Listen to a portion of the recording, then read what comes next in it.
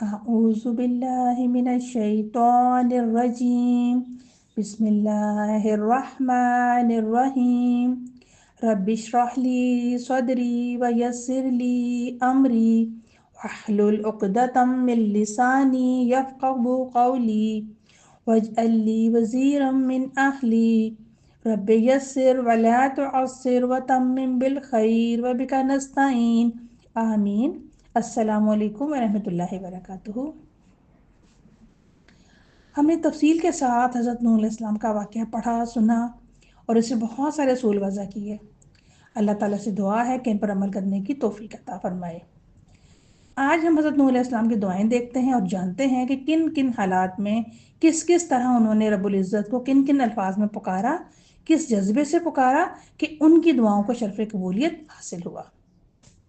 ربه أني مغلوب فانتصر. یہ دعا انہوں نے کب کی تھی؟ جب انہیں بتا دیا گیا تھا کہ اب آپ کی قوم میں سے کوئی ایک بھی ایمان لانے والا نہیں. اور حقیقت یہ ہے کہ ان کے ساتھ ایمان لانے والے بہت کم لوگ تھے. حالانکہ انہوں نے 950 سال تک لوگوں کو اللہ کے دین کی طرف بلایا تھا، لیکن جب بالکل مایوس ہو گئے تب انہوں نے اللہ تعالیٰ سے دعا کی، اپنے رب کو پکارا، رب انی مغلوب فانتصر.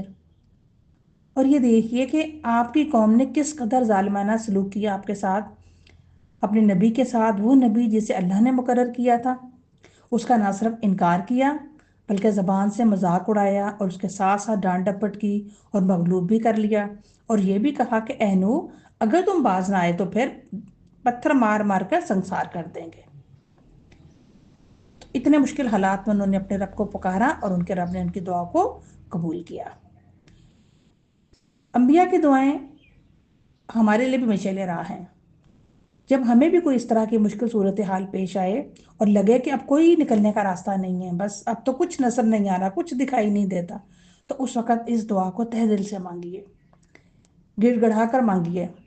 اللہ سے کی طرف سے بہترین مدد آئے گی، اللہ بہترین صورت پیدا کر دے گا انشاءاللہ. وقال نوح رب لا تذر على الأرض من الكافرين ديارا إنك إن تذرهم يضلوا عبادك ولا يلدوا إلا فاجرا كفارا. حضرت نوح علیہ السلام نے کہا، اے میرے پروردگار، کافروں میں سے کوئی بھی زمین پر بسنے والا نہ چھوڑ. اگر تو نے انہیں چھوڑ دیا تو وہ تیرے بندوں کو گمراہ کریں گے اور ان سے جو اولاد ہوگی وہ بھی بد کردار اور سخت کافر ہی ہوگی. سیدہ نوح کی دعا کا یہ پہلا حصہ کافروں کے متعلق تھا اور آپ نے اپنے تجربے کی بنا پر کہا تھا کہ ایسے بد کردار لوگ ہیں کہ ان کے نطفے سے بھی بے حیا، بد کردار، اللہ کے نافرمان اور ناشکرے ہی پیدا ہوں گے. وہ خود تو کیا ایمان لائیں گے، دوسروں کو بھی گمراہ کرنے کی کوشش کریں گے. اور اس کے بعد آپ نے اپنے مومنین ساتھیوں کے لیے دعا کی. رب اغفر لي ولوالدي ولمن دخل بيتي مؤمنا وللمؤمنين والمؤمنات. اے میرے پروردگار، مجھ کو اور میرے والدین کو جو ایمان لا کر میرے گھر میں آئے، اس کو اور تمام ایمان والے مومن مردوں اور ایمان والی عورتوں کو معاف فرما دے.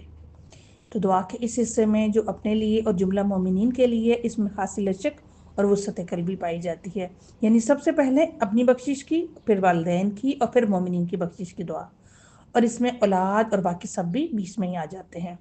یعنی جو بھی ایمان لا کر گھر میں، مسجد میں، کشتی میں داخل ہوں، اللہ تعالیٰ ان سب کو معاف فرما دے، ان سب کی مغفرت اور بخشش فرما دے. حضرت نوح علیہ السلام کا ایک بیٹا جو ایمان نہیں لایا تھا، آپ نے لاسٹ مومنٹ پر بھی اس کو دعوت دی کہ آؤ اور ہمارے ساتھ کشتی میں سوار ہو جاؤ، ایک اللہ پر ایمان لے آؤ. لیکن اس نے کہا کہ نہیں، میں تو پہاڑ پر پناہ لے لوں گا، اور اس طرح سے وہ پانی میں غرق ہو گیا. اس کے غرق ہونے سے آپ دکھی ہو گئے، آپ کی اولاد تھی، آپ کا دکھ ہونا ایک قدرتی بات تھی. آپ نے اللہ تعالیٰ سے دعا کی کہ یہ تو میرے اہل میں سے تھا. تو اللہ کے نزدیک اہل کی ڈیفینیشن ہی اور ہے اور ہمارے نزدیک اہل کی ڈیفینیشن بالکل فرق ہے. تو اصل وہی ہے جو اللہ تعالیٰ نے بتا دیا، اور اللہ تعالیٰ نے کیا کہا کہ وہ تیرے اہل میں سے نہیں تھا. ہمیں چیزوں کو اپنے پیمانے سے نہیں دیکھنا چاہیے، بلکہ اللہ کے پیمانے سے دیکھنا چاہیے کہ وہاں کس چیز کی قبولیت ہے۔ بسم اللہ مجریہا ومرساہا ان ربی لغفور رحیم۔ اللہ تعالیٰ نے فرمایا اس کشتی میں سوار ہو جاؤ، اللہ ہی کے نام سے اس کا چلنا اور ٹھہرنا ہے، بے شک میرا پروردگار بخشنے والا مہربان ہے۔ اللہ تعالیٰ نے حضرت نوح کو حکم دیا کہ کشتی میں سوار ہو جاؤ، اور انہوں نے آگے اپنے ساتھیوں کو کہا کہ اس میں سوار ہو جاؤ، بسم اللہ، اللہ کے نام کے ساتھ اس کا چلنا ہے، اس کے چلنے کے وقت اور اس کے رکنے کا وقت، مطلب جب تک یہ چلتی رہے اور جب یہ رکتی ہے تو اس میں اللہ کا نام لینا ہے۔ قوم ڈوب رہی ہے، حضرت نوح علیہ السلام کہہ رہے ہیں اللہ غفور رحیم ہے۔ وہ کیسے؟ چونکہ اللہ نے زمین کو ظالموں سے پاک کر دیا۔ زمین کا ظالموں سے پاک ہونا بھی اللہ کی رحمت ہے۔ اللہ اپنے بندوں پر شفقت کرنے والے ہیں، لیکن اس کے ساتھ پکڑنے والے بھی ہیں، اور پکڑتے اس لیے ہیں کہ ظلم کا خاتمہ کیا جا سکے۔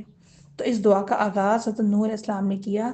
اب بھی یہ حکم ہے کہ جب بھی کوئی کشتی میں سوار ہو تو وہ اس دعا کو پڑھے، بسم اللہ مجریہا و مرساہا ان ربی لغفور رحیم۔ تو ایسے وقت میں سواری پر سوار ہوتے وقت دعا پڑھتے ہیں اور ذکر کرتے ہیں، اور ذکر کرتے رہنے کو کیوں کہا جا رہا ہے؟ کیونکہ اس میں شکر بھی ہے اور خیر بھی ہے۔ اور یہاں اس خاص کانٹیکسٹ میں کہ جب انسان اپنے دشمن کو ختم ہوتا دیکھے یا پھر دشمن پر فتح یاب ہوتا پائے، تو اس وقت انسان کے دل میں کسی قسم کا غرہ اور تکبر نہیں آنا چاہیے، یا اس پر خوش نہیں ہونا چاہیے، بلکہ اللہ ہی کا شکر ادا کرنا چاہیے اور اللہ ہی کا ذکر کرتے رہنا چاہیے کہ اس نے ان مشکل حالات میں سے اسے نکال باہر کیا۔ سبحانک اللہم و بحمدک اشہد ان لا الہ الا انت استغفرک و اتوب الیک۔ السلام علیکم ورحمۃ اللہ وبرکاتہ۔